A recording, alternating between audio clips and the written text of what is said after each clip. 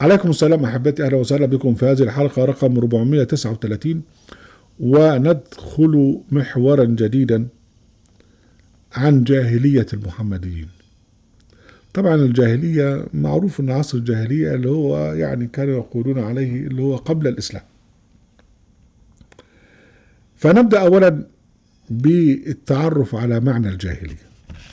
يعني هي كلمة الجاهلية جاءت في القرآن الكريم في يعني 1 2 3 4 5 أربع مواضع، وبمعاني في السياق مختلفة. أولها في الآية 154 من سورة آل عمران بعد موقعة أحد التي هزم فيها المؤمنون بسبب الغنائم يعني. فالذين قعدوا أخذوا يعني يتندرون على المؤمنين ويحتجون عليهم، وربنا سبحانه وتعالى يقول: وطائفة قد أهمتهم أنفسهم يظنون بالله غير الحق ظن الجاهلية. هذه أول كلمة عن موضوع الجاهلية، أو يعني أول استشهاد لنا في كلمة ظن الجاهلية. ظن الجاهلية مقصود به هنا في هذه الآيات إن هو بقول لك يعني لو كنا قعدنا في بيتنا ما كناش رحنا واتقتلنا. فربنا بيقول لهم لا، يعني ده هو قل لو كنتم في بيوتكم لبرز الذين كتب عليهم القتل إلى مضاجعهم. يعني كل واحد محدد له مكان وموعد موته أو قتله، ودي من الحتميات. فأنت حين تظن غير هذا فهذا ظن الجاهلية. فده المعنى الأولي. طبعا كلمة يظنون بالله ظن السوء يعني جت كثيرا في وصف الكافرين والمنافقين، لكن هو ده ظن الجاهلية يعني اعتقاد الجاهلية. فده أول شيء اللي هو اعتقاد الجاهلية بالظن السيء بربنا سبحانه وتعالى. الموضع الثاني في الآية 50 من سورة المائدة يقول سبحانه وتعالى: عمن يحكم بشرع مخالف لشرع الله سبحانه وتعالى يقول: أفحكم الجاهلية يبغون ومن أحسن الله حكما لقوم يوقنون.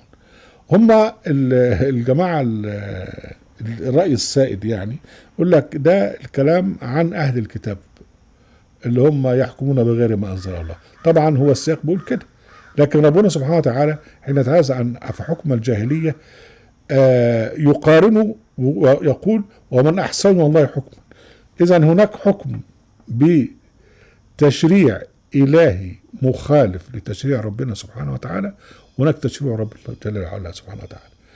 تشريعات المحمدين كلها بتنبع من أسطورة النسخ، إن الآية دي بتنسخ أي بتبطل الآية دي، أو الحديث ده بيبطل، ده موقفه من القرآن. وبعدين يعملوا أحاديث يصنعوها ويرتبون عليها أحكاما فقهية. وبعدين يقول لك الإجماع اللي الناس كلها في كل عصر من العصور قعدوا في أوضة واحدة وقال لك: صح يا رجال؟ أيوة صح، إجماع. يعني عملوا لهم مصادر للتشريع تخالف ما أنزل الله. هو ده بقى حكم الجاهلية.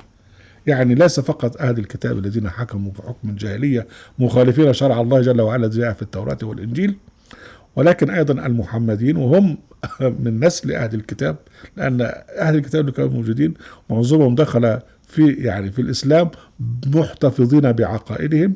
فهم دول بقى اللي هم أعادوا نفس حكم الجاهلية بكل ما جاء فيه قبل القرآن الكريم. فإذا أفحكم الجاهلية يبغون، هو يتحدث هنا جل وعلا عن التشريع بغير ما أنزل الله. طبعا احنا تحدثنا كثيرا عن المسموح به للبشر أن يجتهدوا في إطار النص القرآني، لكن احنا نتحدث بقى عن تشريعات تخالف القرآن الكريم، زي الرجم، زي حد الردة، زي كذا زي كذا إلى آخره. ولنا مؤلفات كثيرة في هذا المجال. وبالمناسبة في طبعا عندنا كتاب عن هجس مالك في الموطأ، وعن هجس القرطبي في التفسير إلى آخره. ده اللي هو جاهلية التشريع. في جاهلية التبرج. يقول سبحانه وتعالى في الآية 33 من سورة الأحزاب خطابا لأمهات المؤمنين، لنساء النبي، لأزواج النبي: وقرن في بيوتكن ولا تبرجن تبرج الجاهلية الأولى. إذا بقى التبرج هنا اللي هو الزي المخالف الذي تخرج به المرأة إلى الشارع. وخلي بالك أن هذه الآية تخاطب في تشريع خاص بزمانه ومكانه لأمهات المؤمنين لأزواج النبي. يعني بعد كده أزواج النبي ماتوا، التشريع ده ليس مخاطبا به النساء فيما بعد. وقرن في بيوتكن ولا تبرن تبرج الجاهلية الأولى وأقمنا الصلاة وآتينا الزكاة وأطعنا الله ورسوله إنما يريد الله ليذهب عنكم الرجس أهل البيت ويطهركم تطهيرا. بالمناسبة طبعا هنا معروف بقى إن أهل البيت اللي هم نساء النبي، ما هماش بقى علي وفاطمة والحسين والكلام الهجس اللي بيقولوه الشيعة. ده الموضع الثالث. الموضع الرابع في سورة الفتح الآية 26. السياق بتاعه ان قريش صدت النبي عن الحج واتعملت موقعة الحديبية، قصدي صلح الحديبية الى اخره. هم لما عرفوا ان النبي جاي فاخذتهم الحمية، وربنا بيسميها حمية الجاهلية، ان هو ده ما يصحش. قريش بقى كانت الكبر واخدها قوي، يعني زي ما يكون بطرا ورئاء الناس زي ما ربنا قال وصفهم بقى حين خرجوا إلى بدر. يعني فهم كان بقى واخدهم الكبر. ازاي هم صدوا النبي والمؤمنين ومنعوهم ان هم يعني ان يحجوا الى بيت الحرام، فالنبي راح فاخذتهم الحمية. ازاي يعني يجرؤ على هذا؟ فربنا سبحانه وتعالى يقول هم الذين كفروا وصدقوا على المسجد الحرام والهدي معكوفا ان يبلغ محله، يعني مجهزين الهدي اللي هو الذبائح اللي تذبح عند الحرم. ربنا بيقول ولولا رجال مؤمنون ونساء مؤمنات لم تعلموا ان تطؤوهم وتصيبكم منهم معرة بغير علم يدخل الله في رحمته من يشاء لو تزاولوا عذاب الذين كفروا منهم عذابا اليما. يعني كان في مكة ناس مؤمنين بس مش عايزين يطلعوا من مكة، والنبي واصحابه ما يعرفوهمش، فلو حدثت حرب الناس دي هتموت. يعني ولولا رجال مؤمنون ونساء مؤمنات لم تعلموا أن تطؤوهم فتصيبكم منهم معرة بغير علم.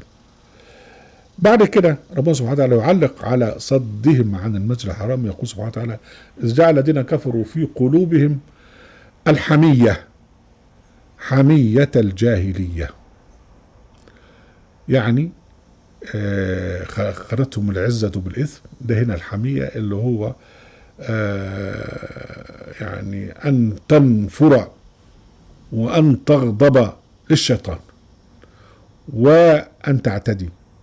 وده هو المعنى الرابع لكلمة الجاهلية. وربنا سبحانه وتعالى في شرعه قال يعني وقاتلوا في سبيل الله الذين يقاتلونكم ولا تعتدوا إن الله لا يحب المعتدين. فالكافرون يعتدون بالحمية، بالاستكبار، بالبطر إلى آخره. هذه هي معاني الجاهلية، وسنتتبع في حلقات قادمة إن شاء الله جل وعلا التشابه بين جاهلية العرب قريش بالذات وجاهلية المحمديين بعد نزول القرآن الكريم. أهلا وسهلا بكم أحبتي في برنامجكم لحظات قرآنية، وفي قناة أهل القرآن، وفي موقع أهل القرآن. لا تنسوا المشاركة بالشير ولايك، وعليكم السلام.